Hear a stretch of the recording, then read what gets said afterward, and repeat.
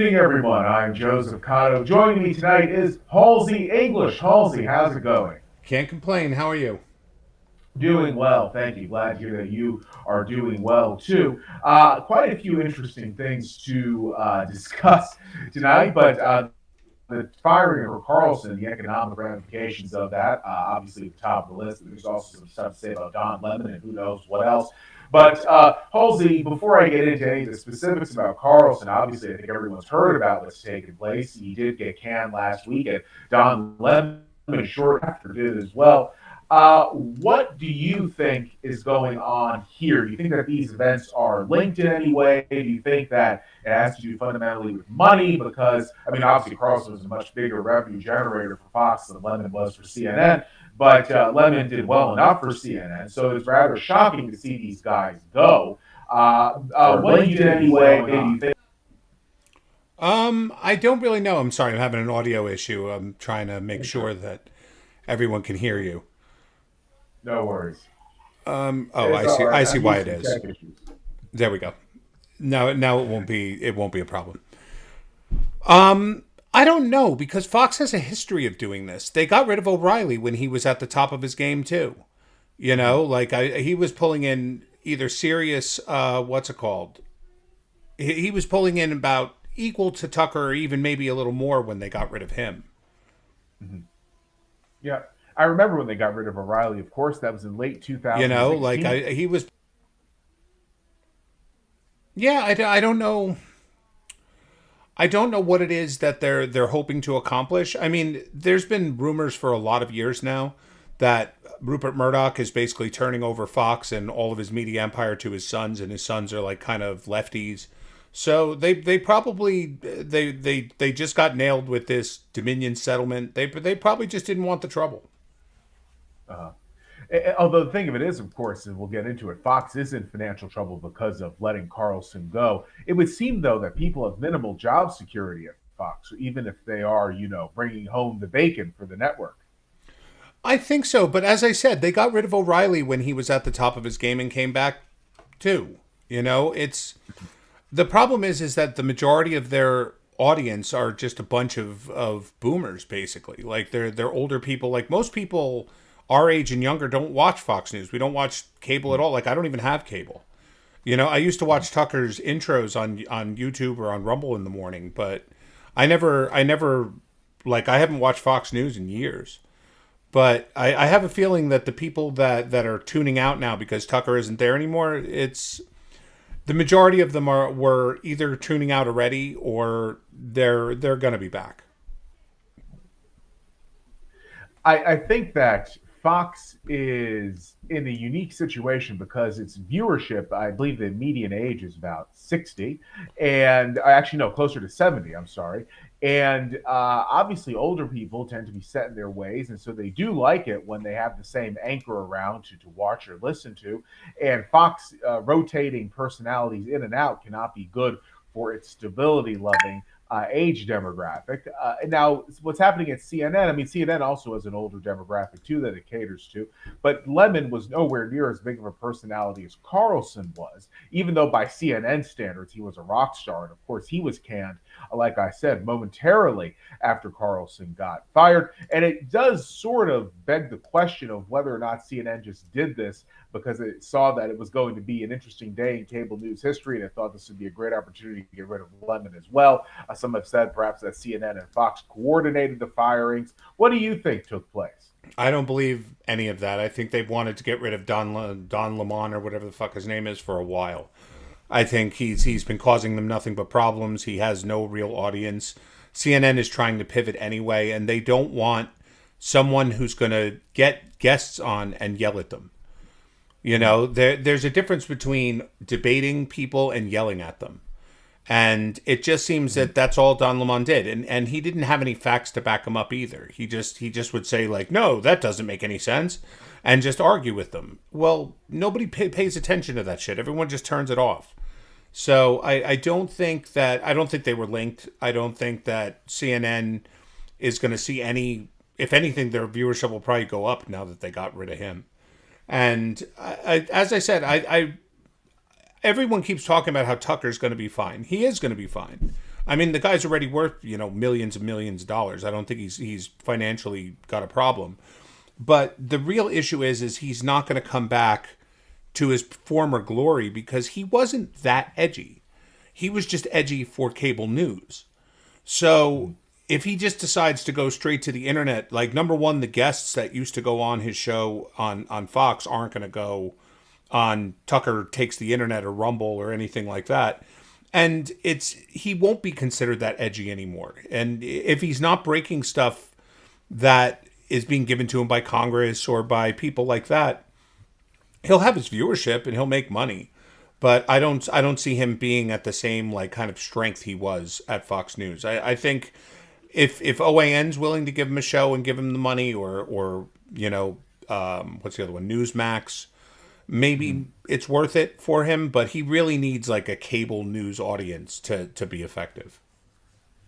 Someone said that he could come back with his own podcast or sort of online streaming thing and find prominence that way, sort of like Megyn Kelly has done. I think that would be the only immediate example. That's the only immediate example that comes to mind. Do you think that if he does this, he will be able to come anywhere close to having the influence he enjoyed while on Fox? I mean, the pop cultural influence and political influence, or do you think that this would be something of second fiddle? I think that, as I said, I think he'll have a decent audience. I think he'll make money, but I don't think he'll be even close to the level he was at Fox News, because he won't have the access that he's had over the last few years. Like Kevin McCarthy gave him exclusive access to the January 6th tapes, even though he didn't really air that much. And it was mostly his connections with Congress and his ability to get politicians and candidates on that was his true strength. I don't think if he goes to a podcast model that he'll have that same level of pull. I don't think that the congressmen and the politicians will care as much. And I think he'll have to start catering more to, like, the Carrie Lakes and people like that. I don't see that being effective in a culture war standpoint. I mean, as I said, will he still be popular? Sure. Will he still pull a good audience and make money? Of course. But I don't see him retaining the power and influence he had with Tucker Carlson tonight on Fox News if he goes just strictly to the internet/podcast world. Now, some would say that cable is dying, and the future, obviously, it's podcasting, streaming, all that stuff. So the argument will go that Carlson is in a good position to basically orient his show toward the future of news media consumption. What do you have to say to that argument? It's been true for a while, but everyone's been declaring the end of cable for a long time now, and it still hasn't happened. Over the next 10 years, yeah. Over the next 10 months, no. So, and someone in my chat is saying he could do a Rogan type thing. Maybe, but Rogan started in this field. He generated his audience who are fiercely loyal to him, and he did it all in the podcast world. But he doesn't have the same type of access that Tucker had to the people that Tucker normally talks to. I'm not saying Tucker can't get the same people that Joe Rogan does, and he can interview Elon Musk, he can interview a lot of people, but I think the mainstream politicians that he really kind of went after, I don't think will translate to his podcast, unless his podcast winds up getting 20 million subscribers in a very short period of time. I just don't see it happening. I'm not saying I don't want it to happen. I'm saying I don't see it happening. Yeah, I think cable obviously is on its way out, but it is a legacy medium. I'll put it that way. And that brings with it a great deal of prestige and just public knowledge. And people tend to go with what they know. So it's like network news, same thing. The networks are not. Because his thing was, did I lose my broadcast? Oh, I still see it, hear you loud and clear. No, people were, just hit refresh, everybody. People were saying that it stopped going, but it's going fine. What's it called? His main attraction was that he was edgy for cable, not edgy in general. Like, I mean, if you want to go edgier than Tucker Carlson, it's not very hard. I mean, you could go as far as Alex Jones. You could do anything like that. There are plenty of edgy podcasters. There are plenty of edgy everything. But at the same time, if what was I'm also trying to make sure that my stream is still going. I think it is. As I said, it's very difficult for Tucker to fit into that kind of world if he doesn't have his cable news channel. And I think, as I said, Bill O'Reilly still has a huge audience, and he's been doing a podcast for a while now. But when was the last time you heard Bill O'Reilly broke this, or Bill O'Reilly with this hard interview? Like I haven't heard anything that he's done. Because he's just a podcaster now, and he doesn't have any influence on the culture. I think that Tucker will find himself in that same position if he Megan just Kelly. decides. Megyn Kelly is in much the same thing, although she does make more news than O'Reilly does. But she left Fox for NBC, which was arguably, in terms of visibility, a step up going from cable to the network. But then, of course, she was too edgy for NBC, and so now she does a podcast and a video show, and she does very well with it in terms of viewership and listenership. But it's not the same as being on MSNBC or, of course, Fox. It's true, but she also spends a lot of time engaging with her audience on social media. If That's you true. look, she's constantly on Twitter. She's constantly on Instagram. She's constantly on Facebook. Now, one could argue maybe that it isn't her. That it's a staff that she hires, but the way that she tends to interact with people, I'm more of the opinion that it's her. Mhm. And I can't see Tucker spending all day on social media arguing with assholes. And it'll come off as very insincere if he just hires an intern to do it or something like that. Mhm. Mhm. Definitely. Yeah, Megyn Kelly is, and I agree, it's actually her on social media. By the way, I think I might have said MSNBC. I meant NBC, the network, not the, news channel, which is so far below Fox in ratings that it's barely even worth mentioning. But I agree wholeheartedly that Megyn Kelly takes a very hands-on, personal approach to her latest media venture, and it's been quite successful. She does this more than O'Reilly does. What do you think about Carlson going to Newsmax, or as you mentioned, One America, and doing a show there? My opinion is that it would obviously be a big step down for him in terms of viewership, but I don't think these places have enough money to pay him the sort of salary he would demand. I don't really see, and I don't know why that I don't know that he would take a massive salary cut to go to Newsmax or One America. I mean, I don't know what their finances are like, but I know One America basically said they can afford him. So, is that true? Maybe. I mean, we also don't know what he was making. I've seen reports he was making 20 million a year. I've seen That's what I reports heard. that he was making 8. And also there's another big thing that none of us have really addressed yet. He might not be able to. If just because Fox fired him Non-compete doesn't clause. mean that he's not under contract still. Uh, And I think his contract went to the end of 2025. I believe it did. Yeah. So it's very, very possible he might not be able to. I mean, think about it. Since he left Fox, he did that one Twitter video, and he didn't really say anything in it. Like, yeah, he talked about how the world is messed up, and he, like he was gonna still be around and all that. But you would think that with him leaving Fox and all the controversy, and he'd want to strike where the iron's hot, you'd think that he would be on all the time. But he's not on at all. So there's a very good chance that his contract doesn't allow him to compete with Fox, or like they can keep him under contract and say, oh, we fired him, but it might not play. Yeah, as long as they pay him a salary, obviously, because that'd be part of the contract. Yeah, they could do that. In which case, he basically would be frozen career-wise until the end of 2025. And for him to be quiet for another almost two and a half, you could round it up to 3, whatever years. If he were to just sort of rise, at the end of 2025, early 2026, more likely, uh, to say the least, as popular as he was, his star would have dimmed considerably by that point. And I think it'd be very difficult for him to then even do what O'Reilly did or what Megyn Kelly did. Again, it depends how long, what he's allowed to do and not allowed to do. I mean, he might be allowed to just go on the internet, but he might not be allowed to speak about certain topics. We That's don't what I know what mean. his Yeah. contract said, and he's not saying. Hmm. So I'm leaning towards, if he's not out there right now talking, he can't. And if Uh, he can't, then it's a pretty good possibility that he's not going to be able to until the end of his contract. And by mhm. then, who knows if he even has an audience anymore, unless That's the question. he spends this next amount of time really working on developing something special. Like, if he just is going to show up in 2025 and be like, "Oh, hi, I'm back and this is my podcast. Watch me over on Rumble."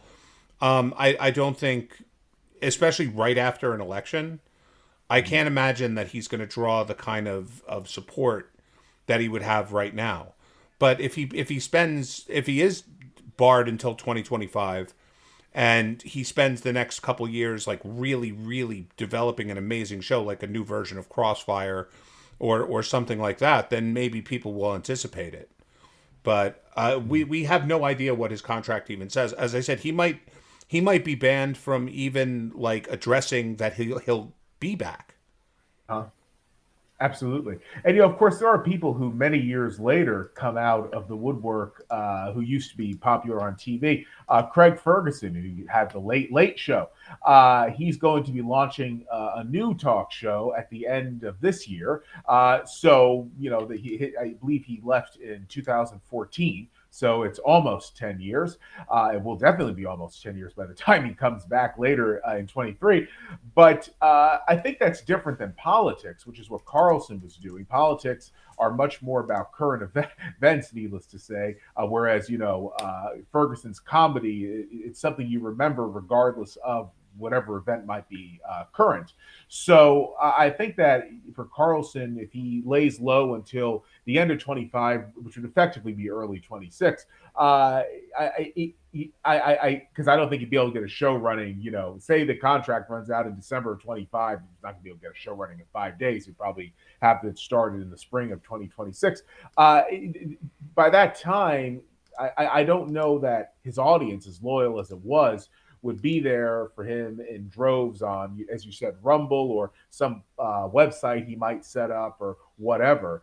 It's an interesting question. It really is, but again, none of us are able to answer it. Mhm. That's the real problem, is that he hasn't answered any questions. He hasn't really told everyone what's going on. And he doesn't even have like his lawyers out there kind of letting people know either. Mhm. So I have a very strong suspicion that he's not able to compete with Fox.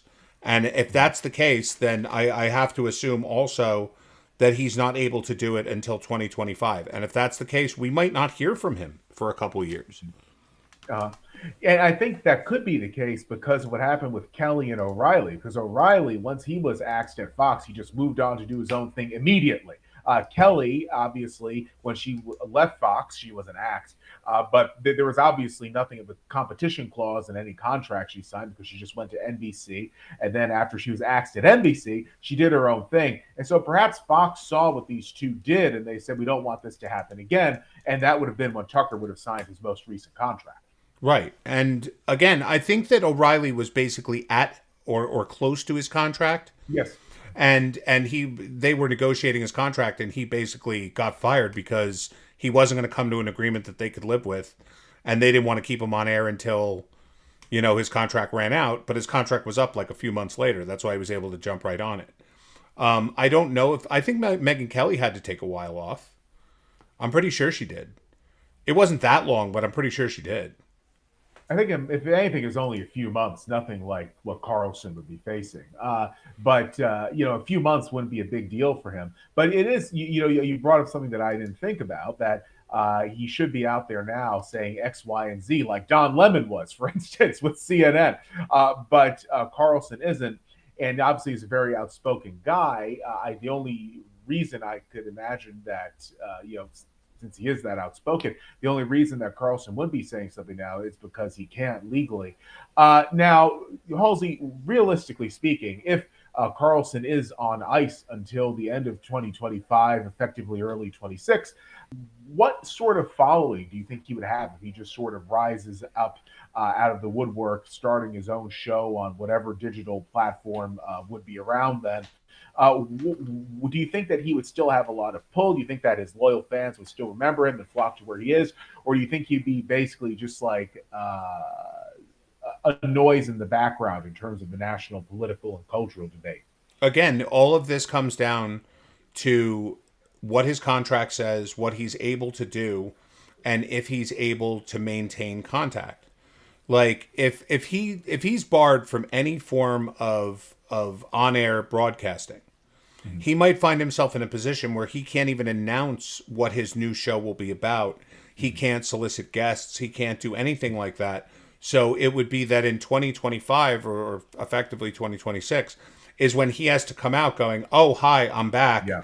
Like, this is my new show format. This is what we're going to be doing. This is where you can find me." And I don't know where the country's going to be 6 months from now, let alone what's going to happen with Tucker Carlson, you know? Yeah. Yeah, that's a very good point. I think that it's unlikely, though, if you're talking about 2026, it'd be 3 years' time. I think it's unlikely that he would still be terribly relevant if he's been quiet, for that long. Imagine somebody who was big up until the time COVID broke out, and now they just come out saying, "Yes, I've been away for quite a while, but I have this new thing. I'm going to pick up where I left off." I don't think it's possible to do that. I don't either. And again, it's after the election's over, I would imagine that the whole landscape is going to be completely different. So I don't even know if there'll be an audience for Tucker's type of reporting. And again, will he have the access that he can actually get real documented evidence as opposed to just get like rambling off conspiracy theories? And again, the internet is packed with people who are willing to ramble off conspiracy theories. So I can't imagine him jumping into that audience and doing well. Yeah, in any case, I think he's facing something of a step down, although it really does depend on whether or not he's able to get things going again. And if he is able to get things going again, say in a few months, that would really be obviously to his benefit. But I don't think he would be as much of a draw for guests and for news items as he was at Fox. But he still would be much better off than waiting about 3 years. That's something close to the worst case scenario for him in terms of relevance. Now, here's an interesting question. I really do want to get into the specifics of what's happening with Fox business wise, and we will do that. But an interesting question about where do you think Fox is going? Because they have, and I really want to get into the specifics, we will, but I'll just say generally now, they have had a massive drop in viewership, and obviously their stock has taken a tremendous hit. And they're not going to get back a lot of Carlson's viewers. That goes without saying. Where do you think Fox News goes from here? You see, I don't know because BlackRock increased their stake in Fox quite dramatically right after he fired Tucker. Like, they don't seem to care about the economics of it. If they did, they wouldn't have done it. So I don't know. I would probably lean towards that they're not planning on keeping whatever format they've had going. Like, look, they have Gutfeld, they have Waters. I don't watch any of them, but they have those people, and those people are still drawing in the boomers. So I think that their business model is that they want to maintain the kind of Republican mainstream, Lindsey Graham, neocon kind of Sean Hannity thing, and I think they're hoping that that'll work for them. Like they got rid of Bongino, they got rid of Tucker. They don't seem to want to talk about the edgy stuff anymore. So maybe that's just where they're headed. Maybe they just want to be more of a mainstream news source.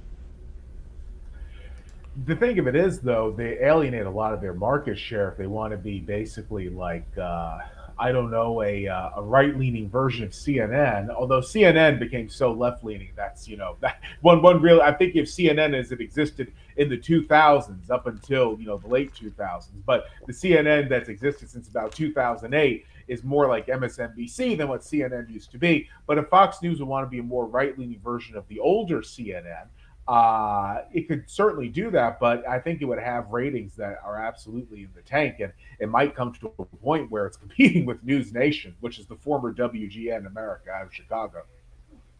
Yeah, but I mean, CNN, they've always been horribly left leaning. Like, it's just been a thing. I don't know if they're ever going to come back from that. I mean, they keep talking about it. People say, oh, they want to do this, they want to do that. They're trying to become just a more mainstream news source, things like that. I mean, it could very well just be that people like Biden and BlackRock and all of them threatened them and said, listen, we'll dump our stock if BlackRock dumped all their stock. They own like a third. Before last week, they owned an 11% stake in Fox News. Now they own like a 14% stake. If they just started dumping their stock, they could crash the stock. They could hurt their business. They could get behind all the other lawsuits with I forgot the Symantec or whoever the other one is that's suing. Like, maybe they were just threatened and they said, listen, we don't want to lose all our viewers on military bases. We don't want to lose our investors and we don't want to get killed. So maybe that's it. Who knows? Maybe Fox was threatened. That's what you said. Yeah, CNN, they don't give a crap. They're so in the dumps that they're basically able to start from whatever angle they want. It's just a question of will they be successful doing it? Yeah, what do you think is going to become of CNN? That's an interesting question because I mean, you and I both remember a none too distant time where that was the gold standard in cable news. It was the king of cable news up until the 2000s, and now it's very much an also ran. It is because MSNBC decided to take the hardcore right, and Fox News was the only thing that bordered on right wing. You mean the So hardcore left at I MSNBC? mean, yeah, that's what I meant. And CNN just kind of got caught in the idea that there's not a large amount of people in the middle who want to watch cable news. Like they'll just get their news from the web or from friends or from social media. Like they're not going to tune into shows that are just taking middle of the road takes on most things going on. And the problem is that if you don't cater to a certain audience, you're just going to be despised by everybody. Like MSNBC caters to the far left because that's who their bread and butter is. That's why they're willing to just go complete, retard on the things that they say because they're not catering to us. They could care less whether we like what they have to say or not. In fact, their engagement goes up on social media and on the internet by us telling them how much we hate them. But they have to at Yeah. least keep their base happy, like their left wing communist base happy. Fox was almost the same thing, just more from like a kind of boomer Republican normie point of view.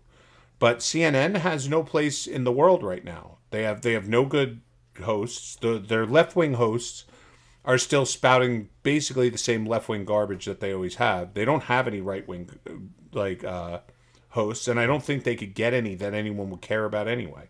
What are they going to get? David French or someone like that, like John Bolton or whatever. Like none of those people would bring any audience with them. And I think if they were to bring in someone like Tucker or something like that, it would mean that they made an absolute decision that they were going to compete with Fox News, that they were going to be the new kind of right wing news source. And I don't think there would be that trust there.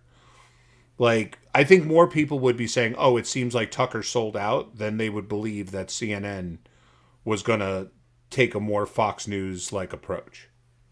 Well, yeah, it's interesting because at Newsmax, which was thought of as the more right-leaning version of Fox News, they did hire Greta Van Susteren, who is very, I mean, she has her views, but she's someone who people on either end of the political spectrum can watch and value her commentary and analysis. So that was interesting that they brought Van Susteren, really interested in promoting a right-wing ideology. She actually did have a show on MSNBC for a while.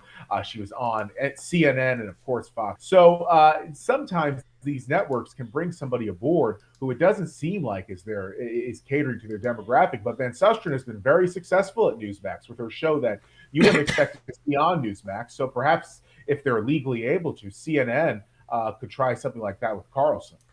I was thinking if CNN wants to really make a hit, and they could probably do this if they found a legit left winger to come on and restart like a crossfire type thing, it would be largely successful. And they can claim like we don't endorse Tucker's views, whatever it is, but they could platform him and whatever left winger they wanted to argue with. I just don't know who would have what left winger would be willing to do it because they're never willing to talk anymore. And who would have the credibility to actually be able to go fact for fact with Tucker as opposed to just, calling him a conspiracy theorist or a white supremacist or a Nazi or whatever they want to call him. Like, who could they really get that would have an actual debate with Tucker and make it watchable? I don't know who that person is. Yeah, I agree. It's a very interesting question. Perhaps there's somebody out there, but nobody comes to mind immediately. Now, CNN is pivoting, as you said. What do you think they're pivoting toward? I don't know. I don't think they know, to tell you the truth. I think they're just trying to get their house in order first, and then I think they're going to try to pick an editorial direction. But as of right now, I mean, they haven't made any real changes. They got rid of Don Lemon and the fat guy Brian Stelter. They got rid of all those people, but who cares? They weren't bringing in any viewers anyway. So, what do they still have? Anderson Cooper and people like nobody watches these people. Nobody cares. So they used to, though. The Anderson Cooper used to be a really big draw for them. I remember back in the 2000s, he was one of the biggest names in cable news. Now he's basically just in the background, maybe producing some sort of ambient noise or something like that. Yeah, I mean, because again, they all went complete retard when the 2016 election happened.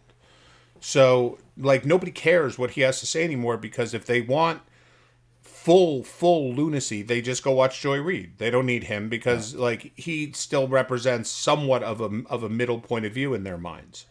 I don't believe he's middle of the road, but I think they believe he kind of is. So I don't know. I don't know those people can make a comeback. I think that they need some kind of direction. I think they need to hire some big names. I just don't know who or what they're going to be. Maybe they're just winding it down. Who knows? Maybe that's what's his name? I forgot the guy's name that came in and took it over. Maybe that's his goal, or maybe his goal is to sell it. Maybe his goal is to sell it. Maybe they just want to get rid of the dead weight, like Lemon and Stelter and all them. And then they want to sell it to someone else, maybe to MSNBC. Who knows? This is interesting because CNN did try to launch its digital platform, its streaming platform, and it was an epic disaster. It was a total failure. It didn't make any money, lost a tremendous deal of money, had anemic viewership and listenership. And this happened soon after Chris Wallace, the former host of Fox News' Sunday show, hopped over to CNN. Now, he didn't cause this to happen. It just happened around the same time. But it's really interesting how CNN has been trying to do different things. It's been bringing different people in. It's been trying to get its content out in different ways. And yet it finds failure at every turn. Any idea as to why that is? No, I really don't. I don't know. I don't know what their goal is. I don't know what their plan is. I don't know what they want to do. I don't know what they're trying to do. So it seemed. I mean, their streaming service was more than a flop. I mean, it was trash. And I think as much as I'm not a subscriber myself, and I really don't care. But I think a lot of the more mainstream news services are trying to mimic Daily Wire's success in terms of having like a really high subscriber base that's willing to pay more than $1 a month or $2 a month, and to be able to supplement income at least with that. There was a while where I thought that they were going to offer Tucker a contract. I can't imagine they could. I mean, they offered Steven Crowder $50 million. I don't know. I don't know if they would do the same. I mean, Tucker doesn't really have his own. Steven Crowder's was all based on his internet presence, that he has this many million YouTube subscribers and all of that.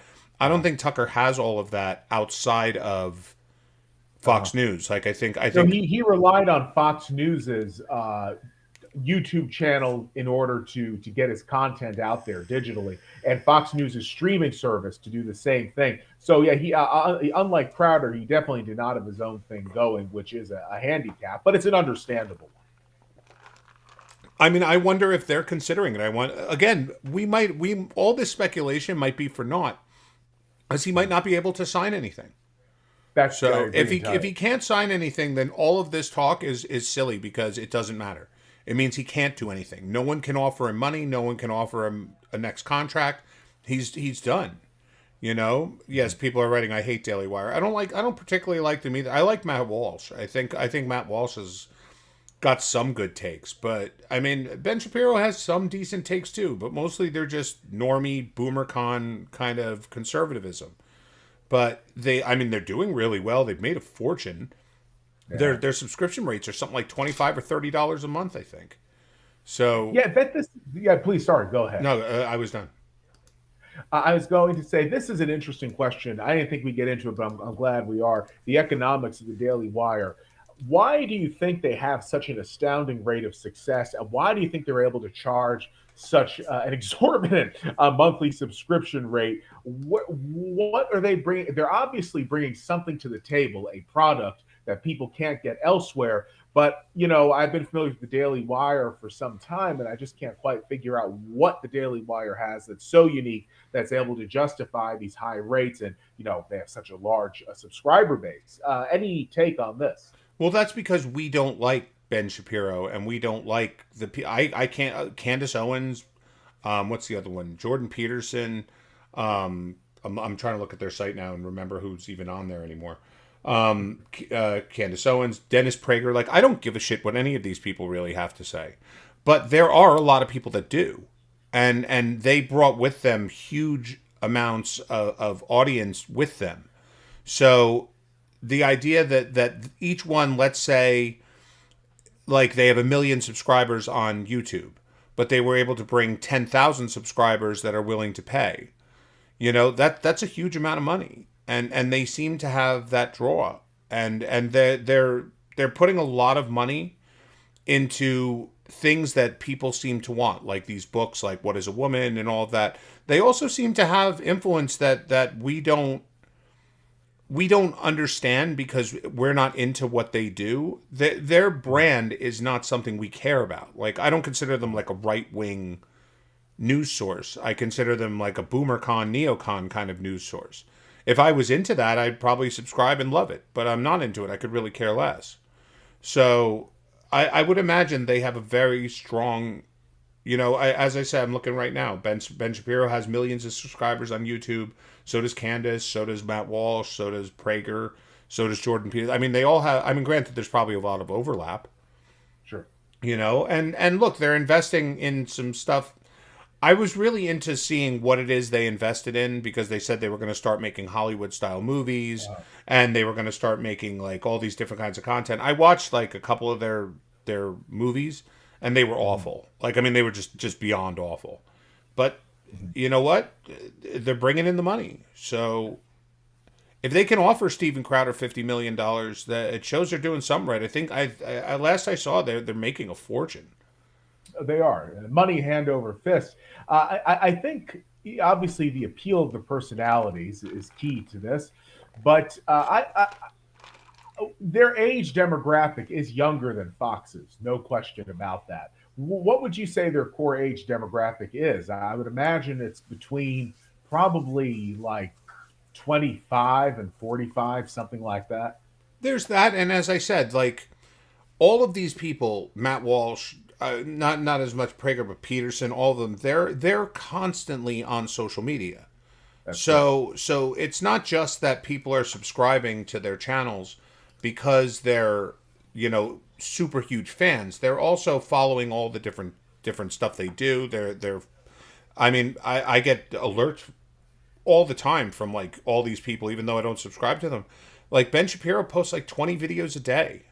They each do their show, and then they post like 10, 20 clips from the show too. Right. They're really their social media marketing is really second to none. And yeah, their age demographic is probably, I would even say like 18 to maybe, or maybe 16 to like 40, you know? Really? And as I said, they're like a lot of the boomers do watch YouTube. So yes, they might not tune in live, but they'll do it. I'm surprised what's his name? Tim Pool. Is that his name? Yeah. Yep. I'm surprised Tim Pool like hasn't been as successful as them. He probably just doesn't want to work with them, Uh, you know? yeah, I can understand why. Now, I think the big question is, what is it though that the Daily Wire brings to the table in terms of appeal? Because they definitely do, and it's an overlapping appeal between Shapiro, Candace Owens, Matt Walsh, and others. What do you think, generally speaking, they give to people, the folks of the Daily Wire, in terms of content that engenders such a viewer loyalty and obviously a very resilient market share? I would think it's probably like Ben Shapiro probably has a really strong base among evangelicals and like kind of pro-Israel people and kind of Reagan Republican neocon types. Matt Walsh is willing to go off on this whole tranny thing. Candace Owens is willing to say I like Republicans and she's black. Like I mean these are all like big deals to people. I never cared, but a lot of them a lot of people are really into that kind of stuff. And as I said, they're all very, very good at social media promotion. So if you like their takes and you like seeing what they're up to and you like hearing what they have going on, you're more likely to do it. And also, like when you watch Tim Pool do a big interview, right? People super chat like crazy. Like there have been times where he's bragged about making like $50,000-$100,000 on just one show. These guys don't get those kind of donations because they just say please sign up and you don't have to like give us donations. That they're happy with $30 a month or $50 a month or whatever it is. And a lot of people would rather get 10 streamers that they like watching that they don't have Right. to constantly give to than having to go after one. Like as I said, with Tim Pool, you're getting Tim Pool. So if you subscribe to his website or to his news service or whatever it is, you're getting Tim Pool. So what are you getting from Tim Pool on his website that you're not really getting from YouTube? What, an extra hour or two of content? Who cares? Because it doesn't take long for if Tim Pool doesn't say something because he's saying it on timcast.com, how long is it before he posts it on social media or he starts talking about it the next day or something else? Like you're not getting anything all that special. Like these guys are very, very, very, very disciplined. They have their shows. They have certain content they only put on the site. They're very big on pushing subscribers and all of that. They have like, and as I said, like let's say you're not willing to subscribe to Ben Shapiro, but you like listening to him. Well, Uh-huh. maybe you really kind of like the idea of having Ben Shapiro, Matt Walsh, and Candace Owens or Jordan Peterson or something. So you go, oh, okay, well, for the same money that I would spend on super chats or anything like that, I might as well subscribe because then I can watch all these shows every day. I don't know. Yeah, yeah. There's a great deal of utility there, no question, in the subscription model. And I think also, like, most right wingers, or I'm not even going to say right wingers, most Republicans, they understand that the day is probably coming where censorship is just going to, like, really take over. Like, it's been really bad. Like, they yeeted off Alex Jones and all of that. But we all know that the Overton window is moving. It's not going to be the Alex Jones that get yeeted off of YouTube in the future. I mean, they already completely demonetized Matt Walsh from the Daily Wire. So, and how long is it before they just say, "Oh, we don't care like about these people and the traffic they bring. Like we just don't care." So, if these people get kicked off, then they have a solid base where they can still broadcast from. Whereas very few other people are doing that. Like granted, he's in so much trouble right now. I can't imagine how he survives it. But if Steven Crowder got kicked off YouTube tomorrow, he still would probably have a pretty large subscriber base that'd be willing to pay for his content, or at least he would have a few weeks ago. But he hasn't developed that level like Glenn Beck did, like Ben Shapiro did, and all of them. Yeah, very quickly get into Steven Crowder, and then I'll bring up Glenn Beck, and then I'll get to the specifics of what's happening at Fox business wise. But what is going on with Steven Crowder? I mean, I do remember I did hear about his issue with the Daily Wire, but I have heard, as you said, that he's in trouble. But what is going on with him? Because it's something I hear about, then I tune out. I'm not that interested to hear of it. But now that we talk about all this stuff going on in the media, I do want to hear about it. What's up with him? So I don't know because I don't like follow the drama enough, but this is what I basically understand that more than a year ago, or 2 years ago, his wife filed for divorce, and they've just been able to keep it fairly quiet. But I guess he's like he's kind of abusive and all of this, and people are giving him shit about it, but during this whole thing with the Daily Wire, like he was basically trying to take a moral stand of I don't want to be a corporate slave, and they're trying to put me into a contract that will destroy other streamers, and supposedly he was even worse with his own people. Yep. So it all just seems to be bullshit. It just seems to be that he's a drama queen, and like more videos are surfacing where he claims that he like used to be bisexual and like all of this stuff. So I think that his whole I'm a comedian, but I'm a conservative, and I'm a Christian, and I believe in like morality and all of that. It just was all bullshit. It's just all an act, And the fact that I someone had sent me the video of him like announcing his divorce, and like what seemed to bother him the most was that Texas was a state where you're allowed to ask for a divorce without a reason. Like he thinks if she didn't like name a reason like infidelity or something like that or physical abuse that she shouldn't be allowed to divorce him. Like she should have to stay with him. So I think now like okay, so he didn't take the deal with Daily Wire, which would have paid him like $50 million. Yeah. He's getting divorced, which I mean Texas is a communal property state, so and from what I understand, she wasn't working when they got married. Oh wow. So she's going to take at the minimum half his shit, but his Bare child minimum. support is going to be off the chain too. Yeah. You So wouldn't think a state like Texas, because you wouldn't think a state like Texas would be that bad when it comes to divorce laws, because it's well, the GOP there prides itself on being so conservative, but really, it's definitely a situation that's bad for men. oh yeah, I mean I don't even want to get into it, but first of all, I mean the whole communal property thing is not that like boomer Christians, like that's like a thing with them. Like they believe that okay, you got married, now you're getting divorced, but you should still have to pay alimony and child support. Like they don't see it from like a men's rights point of view. They see it more from like a okay, well, whatever. He's going to get completely fucked. And if he hasn't, I don't think he's signed with anyone else. I think he's just been planning to do like his own kind of like website and show and all of that. Mm-hmm. If that's the case, he's going to have to pay alimony and child support based on what he's capable of. Like they're not going to accept like, oh, but you don't have a job, therefore your alimony is only going to be $50 a month. Like they're going to look at the fact that he just got offered $50 million and his huge YouTube base and all of that, and how much he's made over the last 10 years, and they're gonna come up with a number, and it's gonna hurt. So now if he didn't want to be and he's burned every bridge that there is, like nobody wants to work with him anymore. And I'm sure if he was working with Glenn Beck and now he's not, and I'm quite sure that Glenn Beck isn't going to go back to him. After all this drama, after all he pulled with Daily Wire, after the abuse and the like, at one point he like there's a video out there of him like telling his wife to fuck off. She's not allowed to like use the car, and he considers she needs to do her wifely duties, which is like walking the dog and supposedly, and like I don't know like what the truth is with any of this crap, but I mean supposedly he went to do like elective cosmetic surgery on the day his kids were born, so he wasn't even there.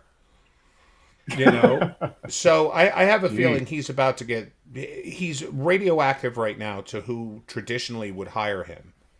He's about to get absolutely raped in divorce court.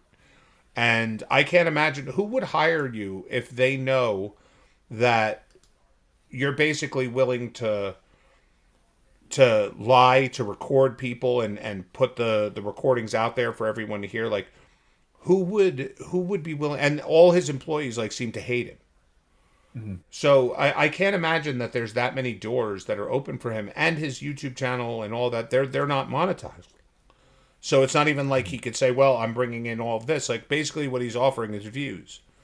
But I can't Uh, imagine that his advertisers that have been working with him are going to want to if it comes out that he's like, kind of like a closeted homo and that he's abusive and all. Like, if he just, like, I wouldn't be surprised if he jumped off a bridge or something.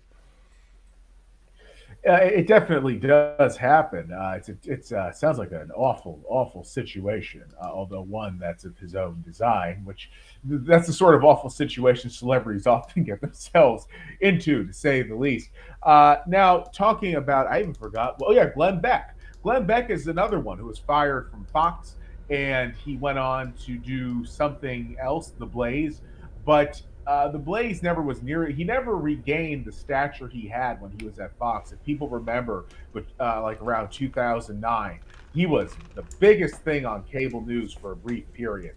And then when he went over to the Blaze, he's still around, still has his audience, but definitely not the same pop cultural and political pull which he once enjoyed. So I don't know. Do you think that? And this happened, a while ago now. It's bizarre to think that 2009 was a while ago, but it is. Uh, do you think that if Carlson legally is able to do so, he could pivot like Glenn Beck did and have something like the Blaze that did it okay at least, or pretty well, you could say, but obviously not as well as being at Fox in terms of relevance? Or do you think that now it's more different with the way the media landscape and obviously the market, the market for news media have changed? I mean, Glenn Beck, I'm looking at an article here. It says that he has 450,000 paid subscribers paying $102 a year. Like, that's not money to sneeze at. Absolutely. He's also got some big names like of just media personalities. I mean, a lot of I don't think a lot of these people I'm seeing on the picture are still with him, but Mm-hmm. I don't think he's doing so poorly. Mm-hmm. You know? I agree. I agree. Yeah, Carlson could probably pull something like that off if he's able to. The thing of it is, though, if he has a non-compete clause that would bind him until late 2025, effectively early 2026, he would not be able to do what Beck did and just start this own thing of his as quickly as Beck did, and carry over the attention he had from Fox to this new thing. I think, in 3 years' time, Carlson would still be remembered fondly by many, but I don't think he would be able to just start this new enterprise and have it be something on the scale of the Blaze. The thing is, again, Glenn Beck was the right time, right place. Like, I mean, Mm-hmm. streaming was just becoming a thing when he Yes. started the Blaze, and he got a lot of big name social media people Mm-hmm. when he started the Blaze. Like, he got Roaming Millennial, and I mean, I don't watch any of these people, but even Crowder Uh-huh. was with him up until Yep. last, I think, 6 months ago. Like, all these people, you know, again, they're bringing in the views at the very least, and he's bringing in the advertisers, and he's got the. I know he claimed that he wanted to hire Tucker. He said something like, "Oh, I would love to work with him or something." But again, we can just keep repeating it. It's going to come down to whether he has a non compete. If he has a non Uh-huh. compete, all of this is irrelevant. Yeah.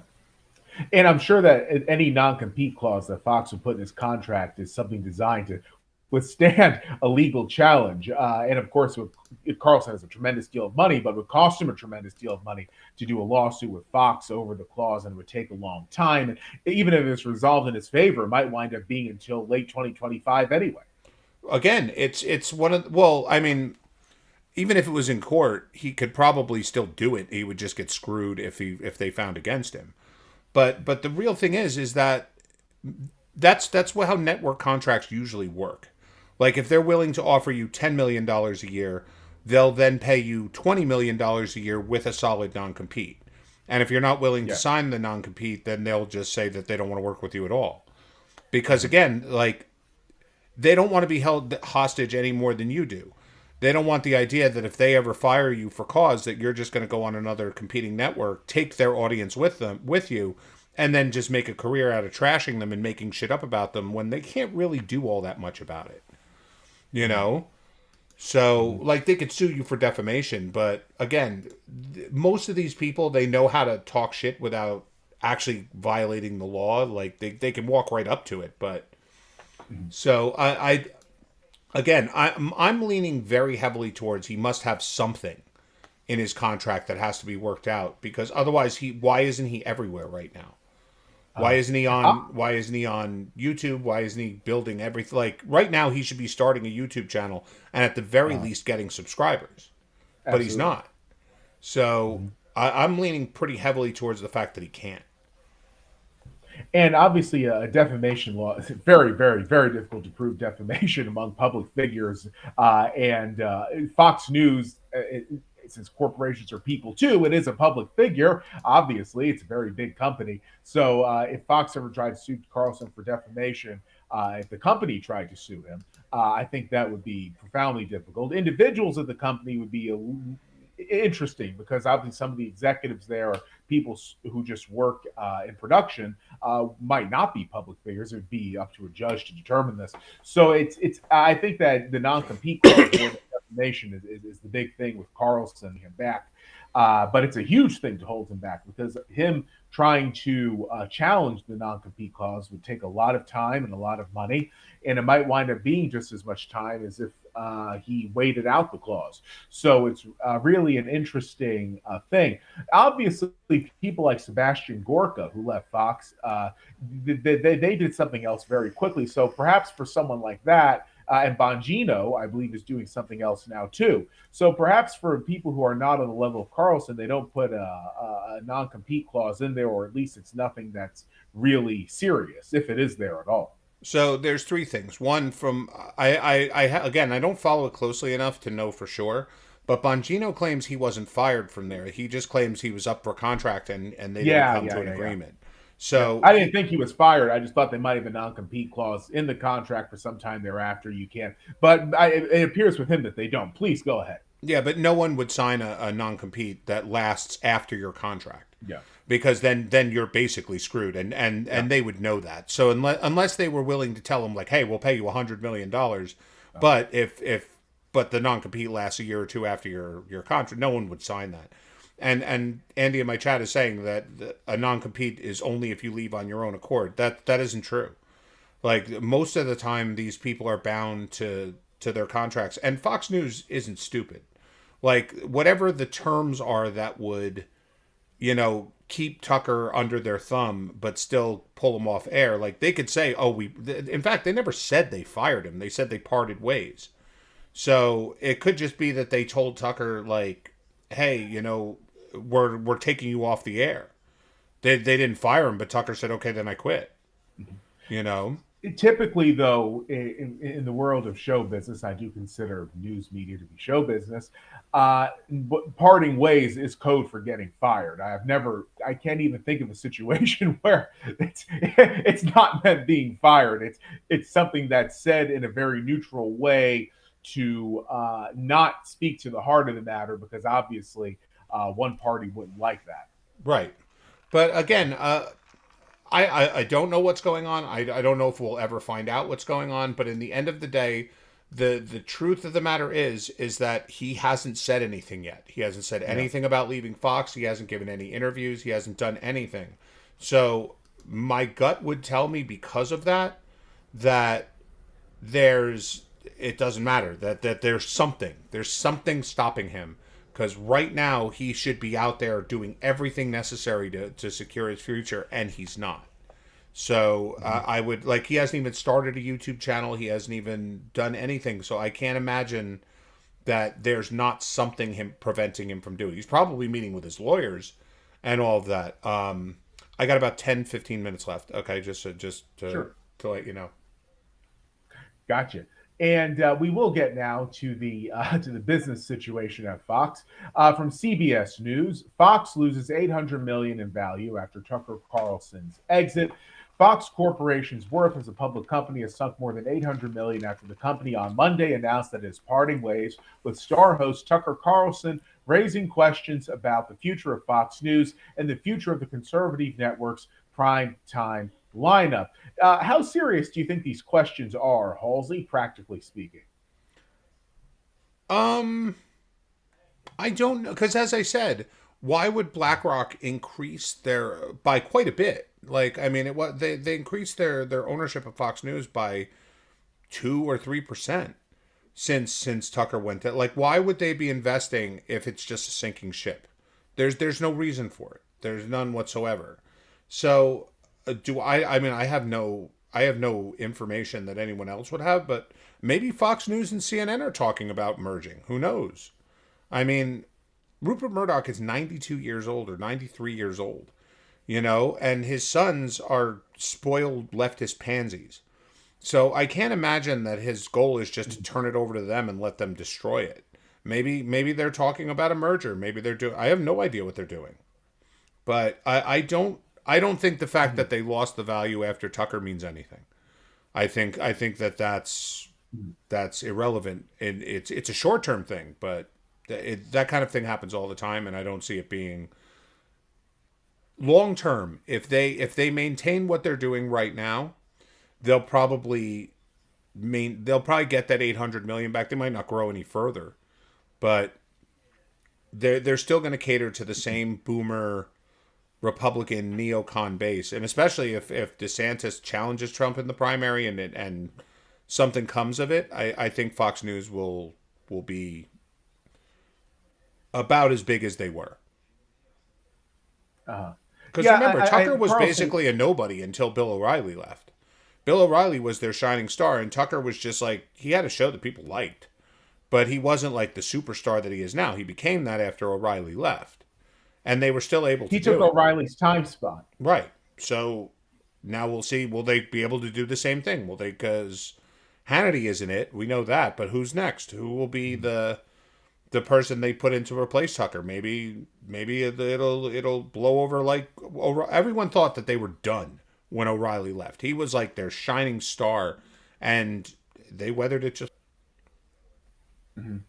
Yeah, they did. Obviously, though, at that time there were more people watching cable than there are now, but there are still a lot of people watching. So it's the death of cable, as you said, been has been greatly exaggerated by no shortage of people, and I don't see that changing anytime soon. That people say cable's about to die and it doesn't die, or cable. I don't think cable's going to grow. So sent shockwaves across Wall Street. Shares of Fox News parent company Fox Corporation on Monday tumbled more than 3%, which amounts to hundreds of millions in value, hundreds of millions of dollars in value. Skipping down a bit, talking about the departure of Carlson, it has the potential to be massive. Matthew Tuttle's the CEO and CIO of Tuttle Capital Management, who closely follows the media industry, told ABC News. There is going to be a very large impact from this. I don't think you can dress it up as positive. Let's see here. Skipping down a bit more.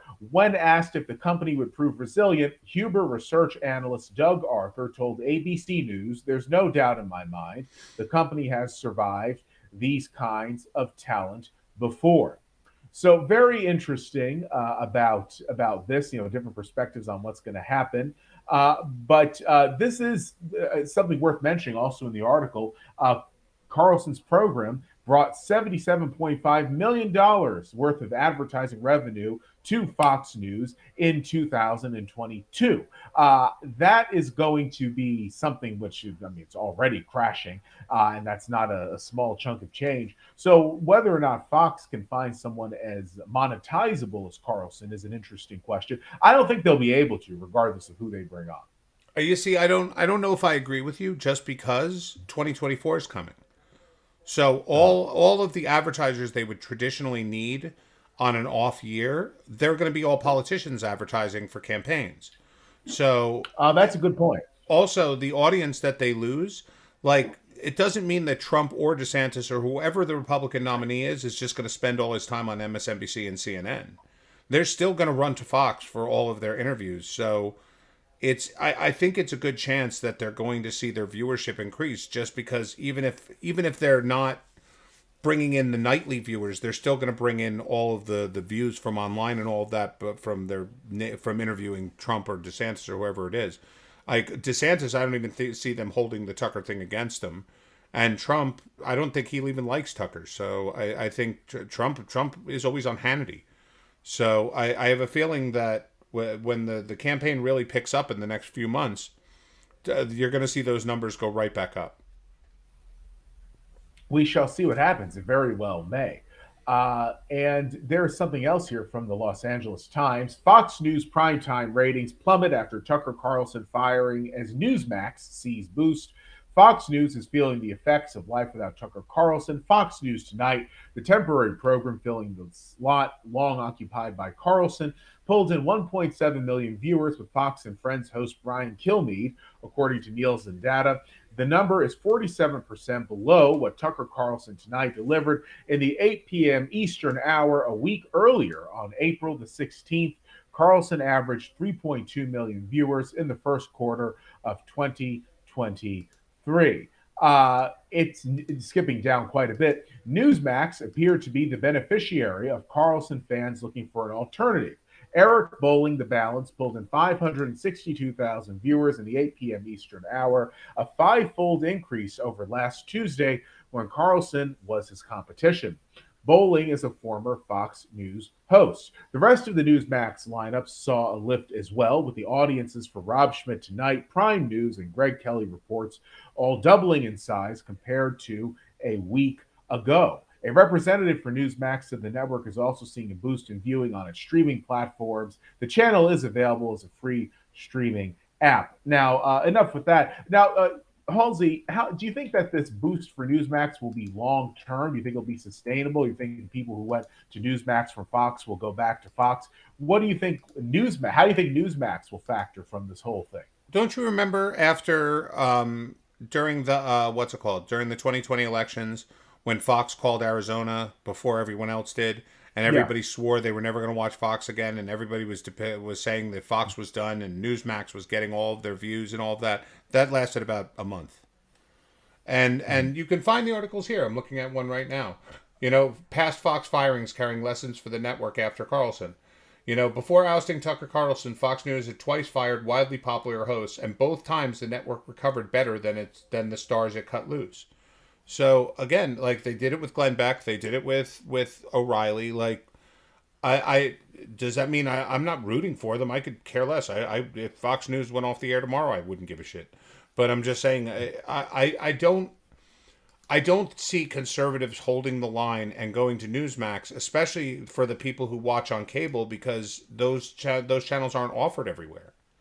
Like they've been Fox News is on every single one of them, on DirecTV, on Dish, on all of them, but Newsmax and OAN aren't. So we'll have to see. Indeed, we will. These are interesting times. I do think it is an era of change in cable news, not just at Fox, but at CNN, and who knows, maybe even MSNBC. But the last thing I'll say before we go is that what I often bring up with people, and if you'd like to share your views on this, Halsey, I certainly would be glad to hear them. It's almost like one very long decade from the end of 2008 to the present time, because I look at news at old TV clips, you can even call them old, from '08, '09. And I see a lot of the same personalities that I see today on TV at the same networks. And also, there's a whole bunch of other things too, socially, culturally, politically. A lot of the same stuff we're dealing with now certainly was coming about by the end of the 2000s. And perhaps these people, and there'll probably be more to come, getting fired or having their contract not renewed by the networks is a sign of change. Maybe this very long decade, in a way, is finally coming to an end. Anything to say about my point of view there? I mean, maybe, but I don't know. I really don't. I don't know what's coming to an end or starting. Everything has been so up in the air and so screwed up. I can't say that I think this is happening or that's happening. Like, I just don't know. And I have seen over a very long amount of time right now that what everybody's desire is to maintain normalcy.